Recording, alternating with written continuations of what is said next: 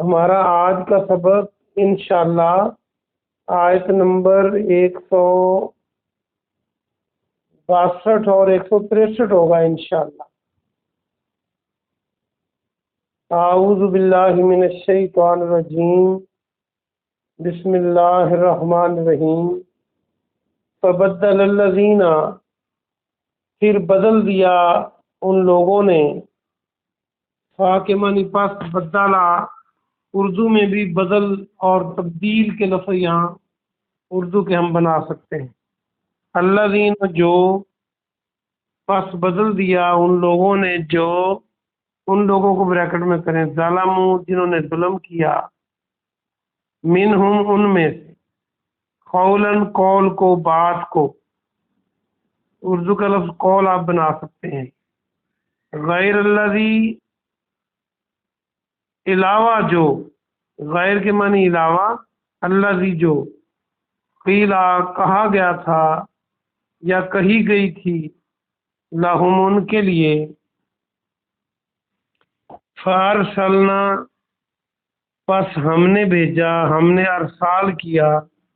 ارسلنا کو دیکھیں تو اردو کا لفظ ارسال اور رسول اور رسالہ اور رسالت یہ سارے لفظ بن سکتے ہیں۔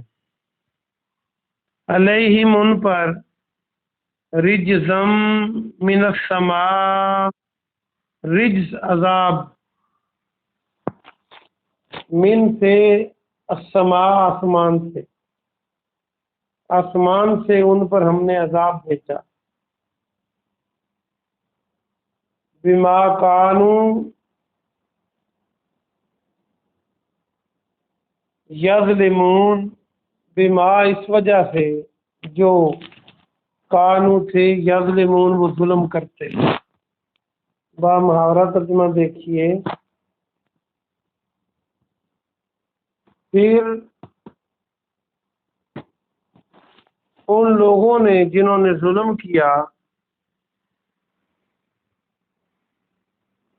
اس بات کو بدل ڈالا جو کہی گئی تھی،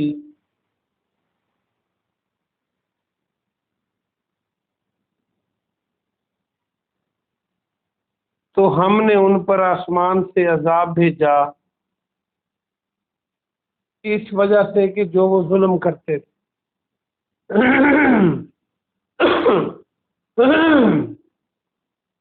انہوں نے اس بات کو اس سے بدلا تھا جو کہی گئی تھی، یعنی اس کے علاوہ بدل دیا۔ وَاسْأَلْهُمْ، اور سوال پوچھو ان سے۔ واسال کو دیکھیں تو سین، الف اور لام موجود ہے، تو سوال بنانا ہو تو واو لگا دے، سوال بن جائے گا۔ ان سے سوال کرو، ان سے پوچھو، انل قریہ، قریہ کے بارے میں، قریہ کے معنی بستی، پرسوں بھی پڑھا تھا، قریہ قریہ، بستی بستی۔ التی، جو، کانت، تھی، حاضرۃ البحر، سمندر کے کنارے پر، بحر کے معنی سمندر، جیسے ہم کہتے ہیں بحر ہند، بحر الکاہل، بحر اوقیانوس، یا بحری فوج کہتے ہیں، تو یہ لفظ یاد کرنے کے لیے بتا رہا ہوں۔ اور حاضرہ، جو حاضر ہوتا ہے، تو جو سمندر پر حاضر کیا ہوتا ہے؟ کنارہ ہوتا ہے۔ اذ یادون، جب وہ تجاوز کرتے تھے، عین دال واو اس کا روٹ ورڈ ہے، تجاوز کرنا، حد سے بڑھنا، ظلم جبر کرنا بھی اس کا معنی ہوتا ہے، اور دشمنی وغیرہ بھی اس کا معنی بن سکتا ہے اگر عدو ہو تو، روٹ ورڈ وہی رہے گا، عین دال واو۔ تو غور سے دیکھا جائے تو دشمنی میں بھی تجاوز کیا جاتا ہے عام طور پر۔ فی سبت، سبت کے دن، ہفتے کے دن، یہ دنوں کے نام ہیں۔ سبت عربی میں ہفتے کو کہتے ہیں، سیٹرڈے کو۔ اذ تاتیہم، جب آتی تھی ان کے پاس،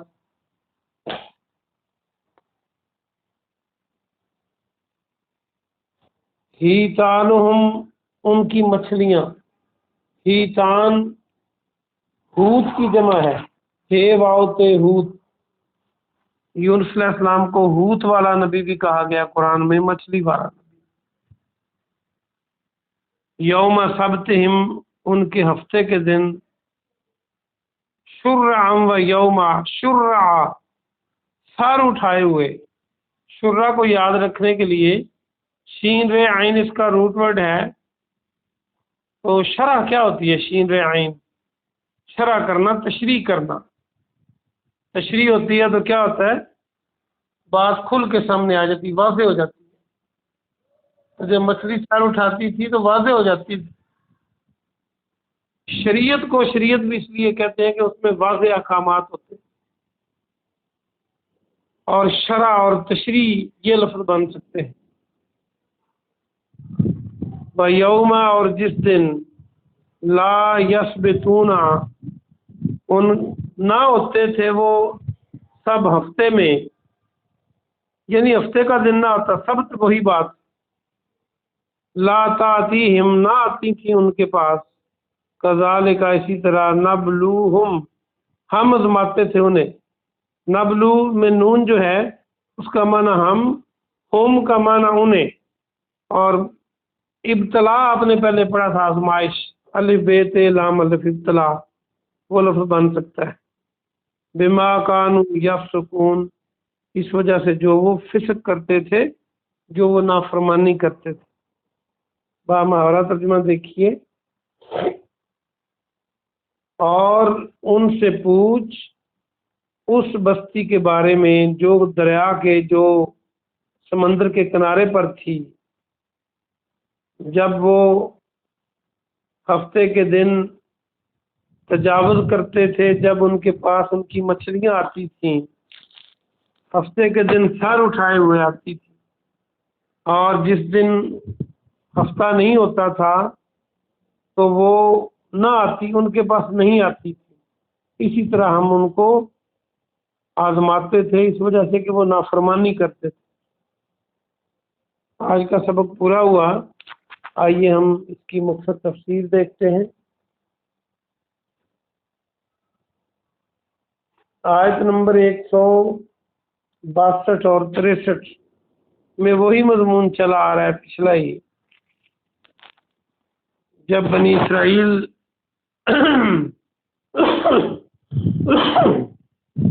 کو کہا گیا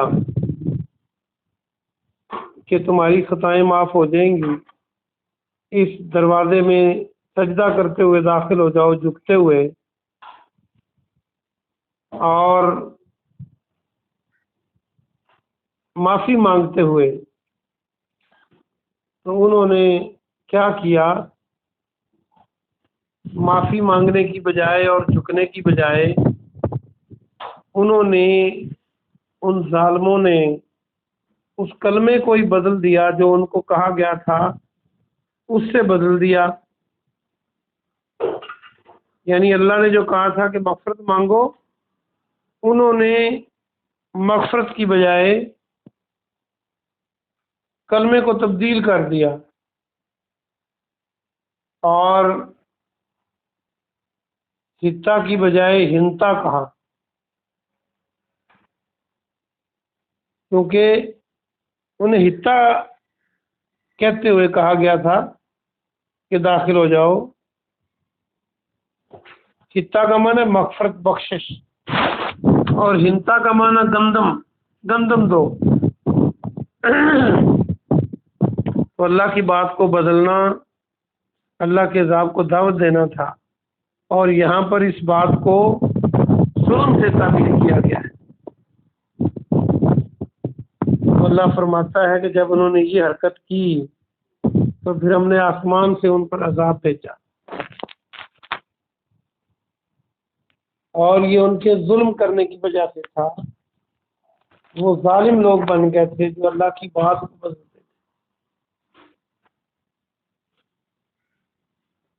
آگے اللہ فرماتا ہے کہ ان سے پوچھئے یہودیوں سے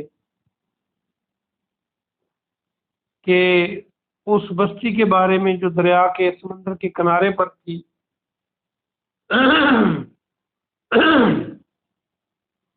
اس کا مطلب ہے کہ جب قرآن نازل ہو رہا تھا تو یہ واقعہ اتنا مشہور تھا کہ یہودیوں نے اس کی مخالفت نہیں کی، ورنہ تو وہ کوئی کسر نہیں چھوڑتے تھے نبی علیہ السلام کی مخالفت کرنے میں، ہر بات میں انہوں نے نہیں کہا کہ ہم بستی کو نہیں جانتے یا کوئی اعتراض نہیں تھا۔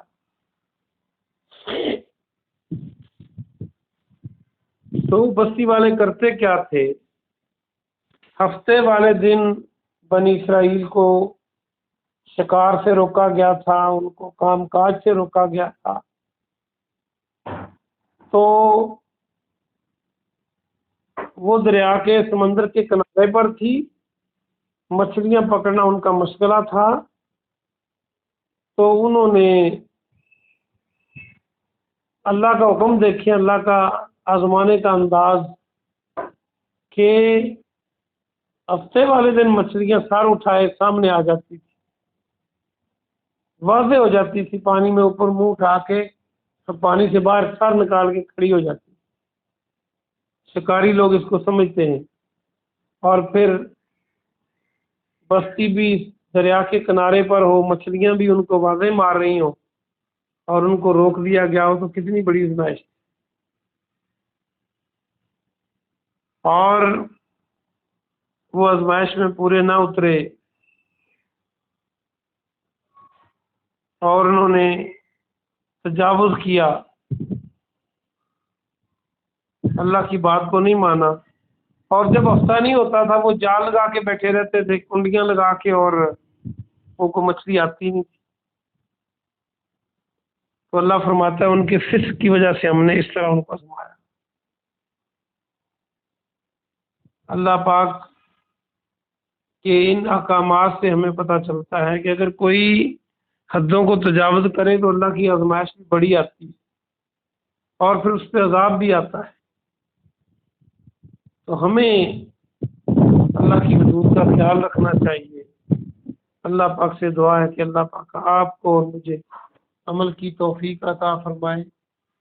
سبحان ربک رب العزۃ عما یصفون وسلام علی المرسلین والحمد للہ رب العالمین۔